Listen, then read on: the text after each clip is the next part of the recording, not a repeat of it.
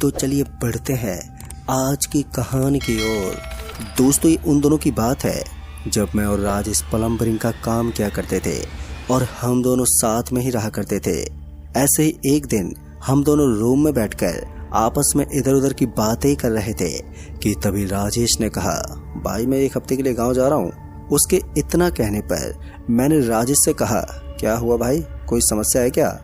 मेरे इतना कहने पर राजेश ने कहा, नहीं यार, वो मेरी छोटी बहन की सगाई है, इसलिए मेरा जाना जरूरी है। जिस पर मैंने कहा, हाँ भाई, तो फिर तो जाना बहुत जरूरी है। अभी हम दोनों बातें कर रहे थे कि तभी किसी ने दरवाजा खटखटा दिया। मैंने जाकर दरवाजा खोलकर देखा तो दरवाजे पर महेश खड़ा था, जो कि मेरे मामा का लड़का है और यहीं कुछ दूरी पर ही रहता है। उसे दरवाजे पर देखकर मैंने अंदर आने को कहा।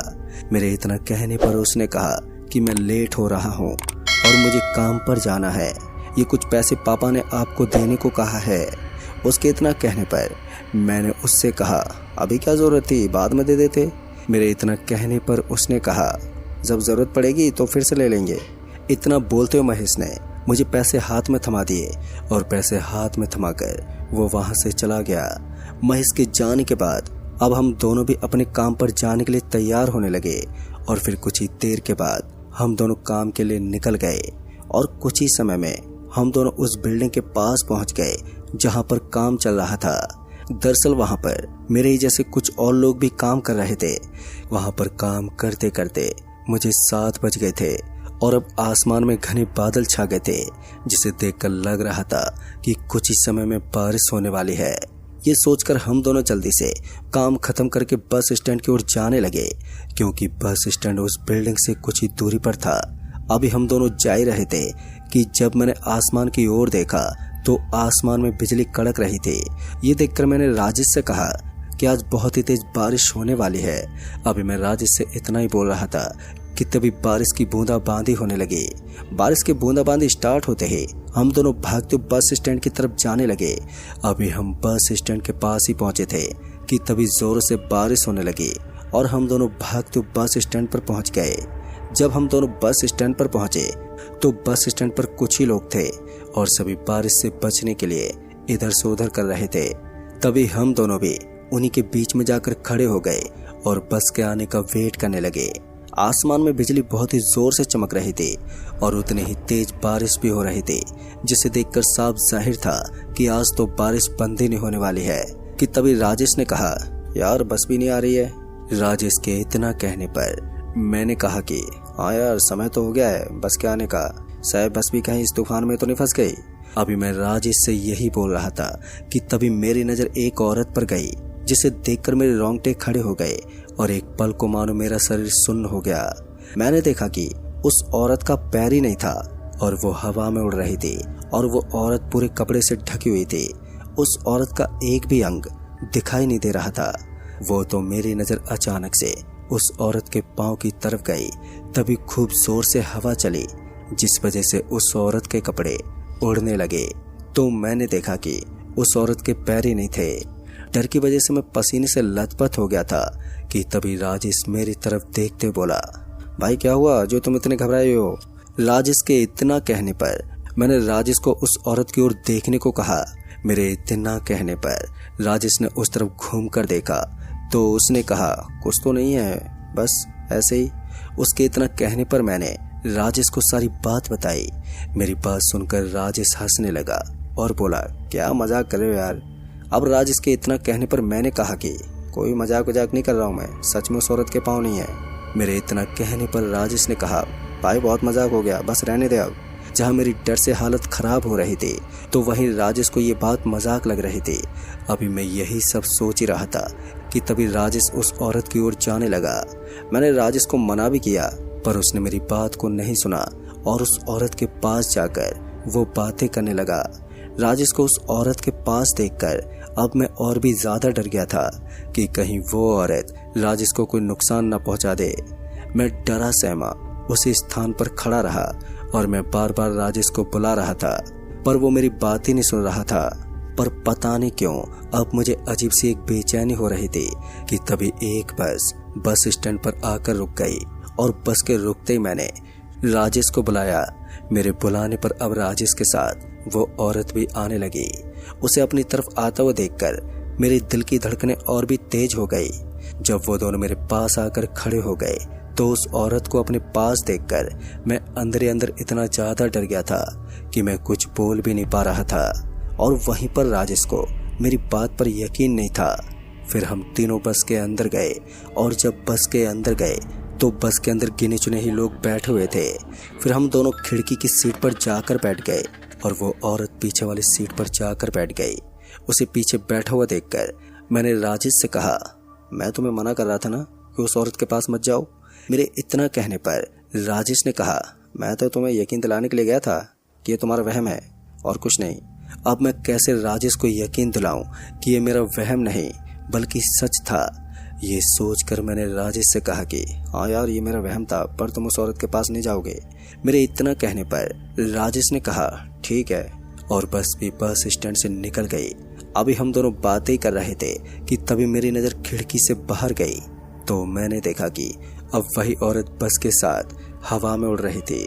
और उस औरत को देखकर अब मैं उस औरत को हवा में उड़ते हुए देखकर बहुत ही ज्यादा डर गया था और मैं कुछ बोल भी नहीं पा रहा था। तभी मैं डरते हुए राजेश को उस औरत की तरफ देखने को बोला। मेरे इतना कहने पर राजेश ने जब उस तरफ देखा तो राजेश डर से कांपने लगा और कांपते बोला, भाई ये औरत तो बस में बैठी थी ना। राजेश के इतना कहने पर मैंने उससे कहा, मैं कब से तो तुझे यही समझा रहा था पर तू मेरी बात को मान ही नहीं रहा था। अब तो यकीन हो गया ना कि मैं सच बोल रहा था कि ये औरत नहीं बल्कि कोई चुड़ैल है। अभी हम दोनों डरे सहमे उस तरफ ही देख रहे थे कि वो औरत अचानक से गायब हो गई। और उस औरत को गायब होता हुआ देखकर हम दोनों के जान में जान आई। अभी हम दोनों चैन की सांस ले रहे थे कि तभी पीछे से बहुत ही अजीब तरह की आवाज आई। और उस आवाज को सुनकर मैंने पीछे की ओर देखा तो उसे देखकर मेरे रोंगटे खड़े हो गए। मैंने देखा कि वो औरत पीछे बैठे आदमी का खून पी रही थी। और उस औरत को इस तरह देखकर मेरे दिल की धड़कनें रुक सी गई। मैं एकदम से वहीं पर जम सा गया था। तभी राजेश ने कहा, भाई क्या हुआ तुझे? मैं उस औरत की भयानक शक्ल देखकर कुछ बोल भी नहीं पा रहा था। जब राजेश ने पीछे पलट कर देखा तो उस औरत का भयानक रूप देखकर राजेश की चीख निकल गई। राजेश के इस तरह से चिल्लाने की वजह से और बस के पैसेंजर मेरी चीख सुनकर पीछे की ओर देखने लगे। और जब उन्होंने हमारी तरफ देखा तो उन सभी के होश उड़ गए। उस औरत को खून पीता हुआ देखकर सब बहुत ही ज्यादा डर गए और सभी बस से नीचे उतरने लगे। अब हम सभी बस से नीचे उतरने लग गए। बस से जब हम नीचे उतरे तो बारिश की बूंदाबांदी अभी भी हो ही रही थी और इस अंधेरी रात में कुछ भी समझ नहीं आ रहा था कि हम किस तरफ जाएं। और बस के सभी पैसेंजर रोड के आगे की ओर भागते हुए जाने लगे। उन्हीं के पीछे पीछे हम दोनों भी जाने लगे थे और वो औरत भी हम सभी के पीछे आने लगी। उस औरत को अपनी तरफ आता हुआ देखकर हम सभी बहुत ही ज्यादा डर गए थे। अब हम सभी को कुछ भी समझ में नहीं आ रहा था कि इस औरत से पीछा कैसे छुड़ाएं। और अभी रात के 12 बज रहे थे क्योंकि इस रोड पर किसी भी वाहन का आना जाना नहीं था और हम सभी भागते जा रहे थे। और वो औरत हम सभी के पीछे ही आ रही थी कि तभी राजेश ने कहा कि हम सब यार कब तक भागते रहेंगे। राजेश के इतना कहने पर मैंने कहा, जब तक कि हम सभी को इस औरत से पीछा नहीं छूट जाए। अभी मैंने इतना बोला ही था कि तभी राजेश लड़खड़ा कर गिर पड़ा और उसके पैर में चोट लग गई। राजेश के गिरते में उसको उठाने जा रहा था कि तभी वो औरत राजेश के पास आ गई। और उस औरत को राजेश के पास देखकर मैं वहीं पर रुक गया। वो औरत राजेश का खून पीने लगी। राजेश चीखता चिल्लाता रहा पर मैं चाहकर भी कुछ नहीं कर पाया। फिर हम सभी वहां से भागते हुए आगे की ओर जाने लगे। अभी हम सभी जा ही रहे थे कि तभी मेरी नजर दूर रोशनी पर गई जिसे देखकर लग रहा था वहां पर कोई गांव है। और ये सोचकर हम सभी उस तरफ जाने लगे। वो औरत भी राजेश का खून पीकर फिर से हम सभी के पीछे आने लगी। वो औरत एक एक करके सभी को मारने लगी। लिहाजा उस गांव तक पहुंचने में मैं और बस ड्राइवर ही बचे थे और बाकी के सभी लोगों को उस औरत ने मार दिया था। गांव के कुछ आगे एक मंदिर दिखाई दिया जिसे देखकर हम दोनों उस मंदिर की तरफ जाने लगे। अभी हम दोनों उस मंदिर के पास ही पहुंचने वाले थे कि उस औरत ने अचानक से आकर बस के ड्राइवर का पैर पकड़ लिया और उसे घसीटते हुए वो वहां से लेकर जाने लगी। ड्राइवर को इस हालत में देखकर मैं और भी ज्यादा घबरा गया था और मैं भागकर उस मंदिर के अंदर जा पहुंचा और वो औरत भी ड्राइवर को घसीटते हुए वहां से ले जा रही थी कि तभी ड्राइवर ने उस औरत से अपना पांव झटक के छुड़ाया और वो वहां से भागने वाला था कि तभी उस औरत ने फिर से उस ड्राइवर का पैर पकड़ लिया और फिर से उसे घसीटते हुए लेकर जाने लगी। ड्राइवर चिल्लाता रहा पर मैं उसे देखता ही रहा। मैं चाहकर भी कुछ नहीं कर सकता था और मैं उसी मंदिर में बैठकर सुबह होने का वेट करने लगा। अभी मैं मंदिर में बैठा ही था कि तभी वो औरत फिर से आती हुई दिखाई दी, पर अब उस औरत के साथ बस के सभी पैसेंजर और राजेश भी था और वो सभी मंदिर की तरफ बढ़े ही जा रहे थे। उन सभी को देखकर अब मैं और भी ज्यादा डर गया था। फिर मैंने सोचा कि यहाँ तो कोई आ ही नहीं सकता। यही सोचकर मैं मंदिर में बैठा रहा। अभी वो सभी मंदिर की ओर बढ़ रहे थे, पर पता नहीं अचानक ही वो सभी मंदिर से कुछ दूरी पर ही रुक गए। उन्होंने अंदर आने की बहुत ही कोशिश की, पर पता नहीं क्यों वो अंदर बढ़ ही नहीं पा रहे थे। फिर वो सभी वहां से लौट गए और मैं सुबह होने का वेट कर रहा था। वेट करते करते कब मेरी आंख लग गई मुझे कुछ पता ही नहीं चला। और फिर जब मेरी आंख खुली तो गांव के कुछ लोग मेरे सामने खड़े थे कि तभी गांव के एक आदमी ने कहा कि भाई तुम कौन हो और यहाँ पर क्या कर रहे हो। दोस्तों, उस आदमी के कहने पर मैंने उन सभी को सारी बात बताई और ये बात सुनकर उन सभी के भी होश उड़ गए कि तभी उस आदमी ने कहा कि ये तो वही औरत है जो गांव के आदमी को मारा करती थी। जब से इस गांव को बाबा ने तंत्र मंत्रों से बांधा है तब से वो औरत यहाँ पर नहीं आ पाती।